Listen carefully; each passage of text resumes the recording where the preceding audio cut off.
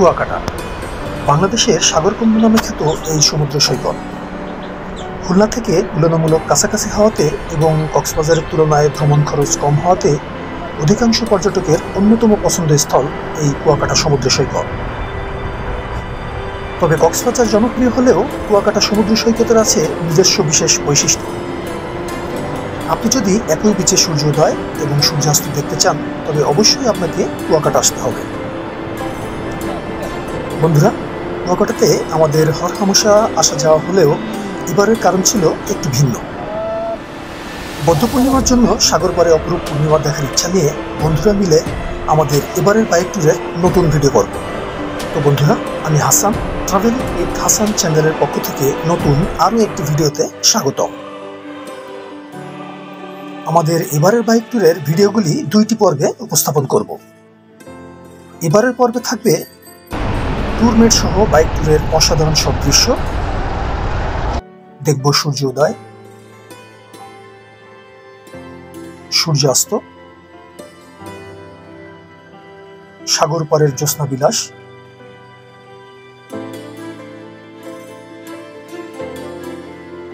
এছাড়াও থাকবে কুয়াকাটার ভিন্ন ভিন্ন কিছু স্থান নিয়ে ভ্রমণের গল্প, আর ডিসক্রিপশন বক্সে থাকবে হোটেল ভাড়া সহ থাকা খাওয়া, কোথায় ঘুরবেন বিস্তারিত তথ্য।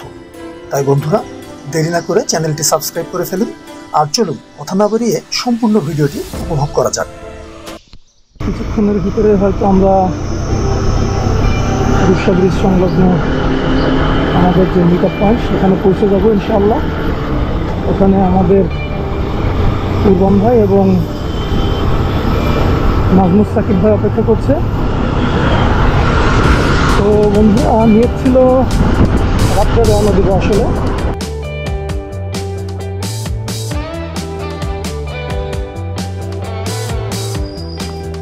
আমরা অলমোস্ট 0 পয়েন্ট পৌঁছে গেলাম। এখান থেকেই আমাদের মিট আপ পয়েন্ট রূপসা ব্রিজের টোল প্লাজার ওখানে যাব। লক্ষ্য করছি খুলনা 0 পয়েন্টের চারপাশের দৃশ্যপট অনেকটাই পরিবর্তন হয়ে গিয়েছে। তো যাই হোক, যারা খুলনা শহরে নতুন আসবেন তাদের জন্য সম্পূর্ণ সিনারিটা এই 0 পয়েন্ট। আমার হাতের বাম পাশে যে বাসগুলি দাঁড়ানো দেখতেই পাচ্ছেন, এখান থেকেই মূলত সাতক্ষীরা, ঢাকা, বরিশাল, মোংলা ইত্যাদি রুটের বাসগুলি চলাচল করে। তো বন্ধুরা, আমার প্রাথমিক স্টপেজ রূপসা সেতু, যেটা খানজান আলী সেতু নামে পরিচিত। এখান থেকেই মূলত 9 কিলোমিটারের দূরত্ব হবে। আপনারা উপরের সাইনবোর্ড দেখে বুঝতে পারছেন, হয়তো 3-4 মিনিটের দূরত্বে আছি। কুয়াকাটা যাওয়ার রুট হিসাবে মঠবাড়িয়া হয়ে যাওয়ার ইচ্ছা আছে আমাদের, তবে এটা পরিবর্তনও হতে পারে। তো চলুন বন্ধুরা,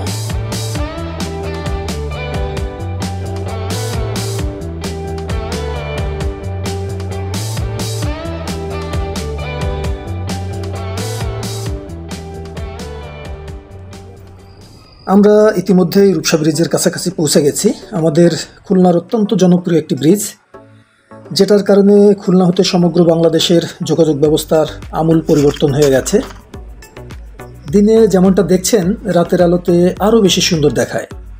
ছুটির দিনগুলিতে অসংখ্য মানুষ ভিড় জমায় এই ব্রিজে কিছুটা আনন্দময় সময় কাটাতে। বন্ধুরা, বাইক চালাতে গিয়ে বারবার দৃষ্টি চলে যাচ্ছিল উপরের আকাশে ভেসে বেড়ানো সাদা মেঘের ভেলার দিকে। আপনারাও কি তা দেখতে পাচ্ছেন?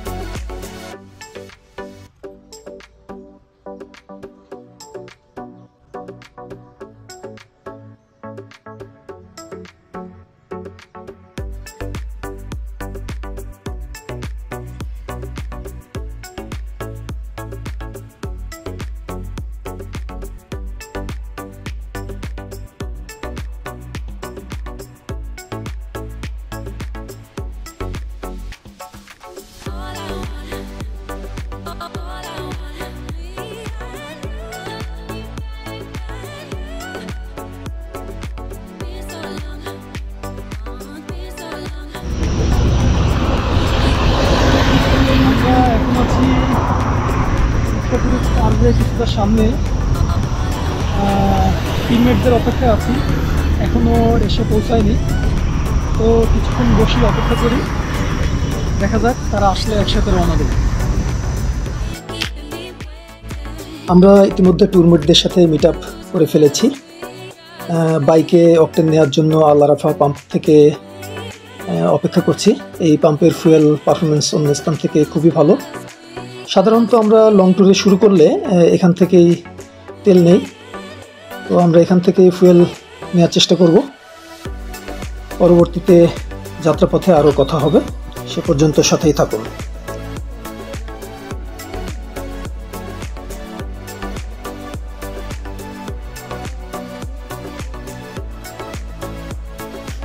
আমরা এখন পিরোজপুর জেলার ভিতর প্রবেশ করলাম। এখন পিরোজপুরের সেই ব্রিজ অতিক্রম করছি। হয়তো কিছুক্ষণের ভিতরে আমরা পিরোজপুর শহরের উপর থেকে পরবর্তী গন্তব্য বেকুটা ব্রিজ পার হয়ে ঝালকাঠির উপর থেকে বরিশাল শহরে প্রবেশ করব। তো বন্ধুরা সাথেই থাকুন।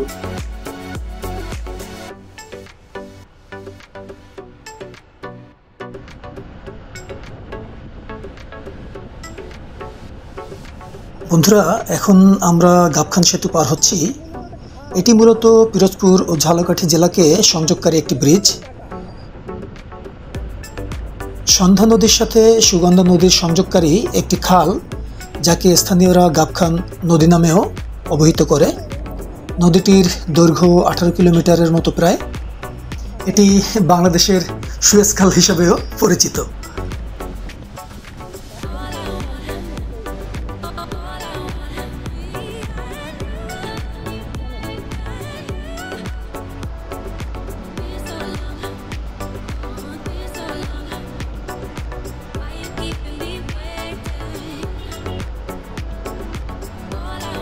আমরা বরিশাল শহর পার হয়ে এসেছি আরও 4-5 মিনিট পূর্বেই। এখন আছি কীর্তনখোলা নদীর উপর স্থাপিত আব্দুর রব শেরনিয়াবাদ সেতু। এটা পার হলেই হয়তো বরিশাল বিশ্ববিদ্যালয়ের সামনে চলে আসব। আসলে বাইকটা একটু রেস্ট দেওয়ার দরকার ছিল, এজন্যই ব্রিজের উপর দাঁড়িয়ে অসাধারণ কিছু ভিউ উপভোগ করলাম। যাতে আপনারা আমাদের এই বাইক ট্যুরে কানেক্ট থাকতে পারেন। বন্ধুরা আশা করি উপরের এই অসাধারণ ভিউ ভালোই লাগবে আপনাদের।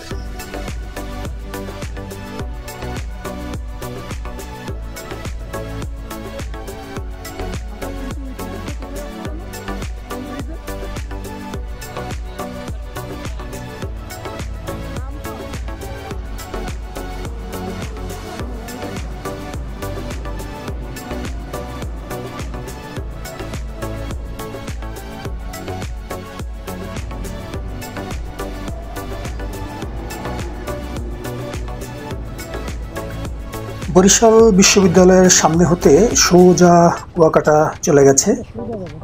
আমরা সোজাই চলে যাব, আর হাতের বায়ে চলে গেল ভোলা চরফ্যাশন।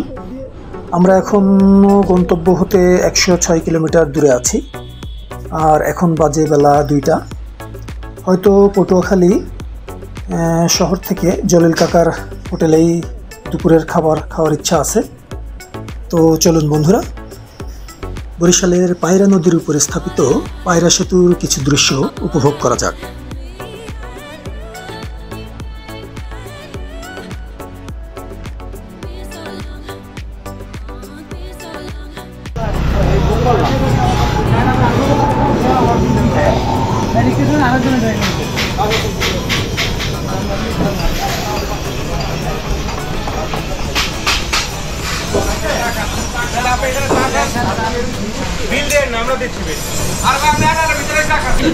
আমরা খাওয়া দাওয়া শেষ করলাম কিছুক্ষণ আগে। আমাদের কাকা আমাদের ভাইয়ের সাথে পরিচিত হবেন ইনশাল্লাহ আসলেই।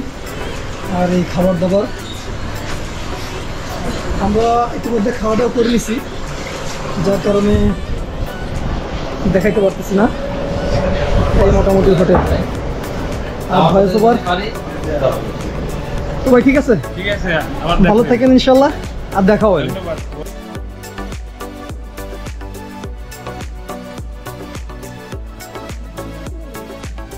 আমাদের হাতের বায়ে পায়রা বন্দর রোড চলে গেছে, যেটা গভীর সমুদ্র বন্দর হিসেবে পরিচিত। আর এখন আছি কলাপাড়া ব্রিজ, এটাই পার হচ্ছি। হয়তো 25-30 মিনিটের মধ্যে সেই গন্তব্য কুয়াকাটাতে পৌঁছে যাব, কারণ আমরা হয়তো আর 10 থেকে 15 কিলোমিটার দূরে আছি আনুমানিক। এখানে খুবই গুরুত্বপূর্ণ একটা বিষয় আলাপ করা দরকার। আপনারা যারা বাইকার আছেন, বিশেষ করে লং ট্যুর করেন, তাদের জন্য মেসেজ, কুয়াকাটা আসতে চাইলে কলাপাড়া থেকে কুয়াকাটা পর্যন্ত রোডের আপডেট নিয়ে আসবেন, কারণ রোডটা এতটাই খারাপ যে শরীর তো ব্যথা হবেই, সাথে সাথে বাইকের যে বল রেসার আছে ওটাও নষ্ট হয়ে যেতে পারে। তাই সাবধানে দেখে শুনে আসবেন।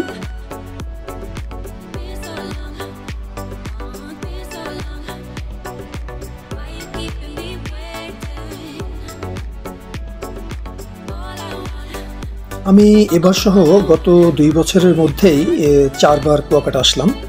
কোনো অথরিটি নেই যে এই রোডটা পরিপূর্ণভাবে মেরামত করে। এত জনপ্রিয় একটি পর্যটন এলাকা, অথচ দেখার কেউ নেই। খুবই হতাশাজনক একটা বিষয়। তাই আশা করছি যথাযথ কর্তৃপক্ষের দৃষ্টি আকর্ষণ করছি, যাতে অচিরেই রোডটি মেরামতের ব্যবস্থা নেন।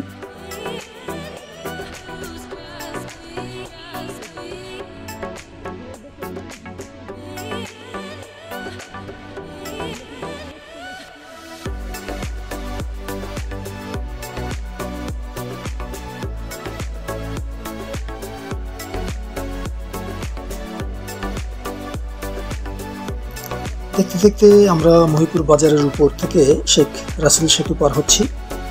বাজারটা মূলত ওই পারেই। এখানে হয়তো আগামীকাল দুপুরে আমরা খেতে আসব।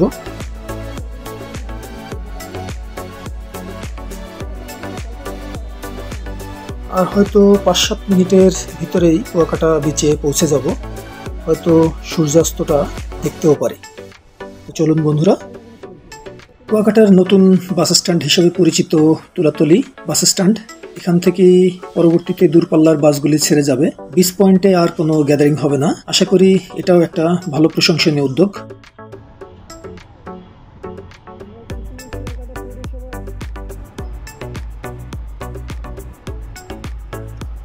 এখন সময় বিকাল 5:40, অলমোস্ট কুয়াকাটা 0 পয়েন্ট অতিক্রম করছি।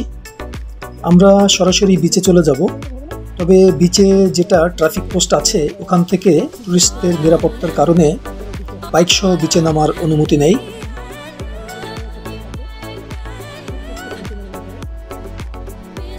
আমরা ভেরিবাদ ধরে বেশ কিছুটা পূর্ব দিকে শিকদার রিসোর্টের এদিকে এসেছি বাইক সহ বিচে নামবো বলে।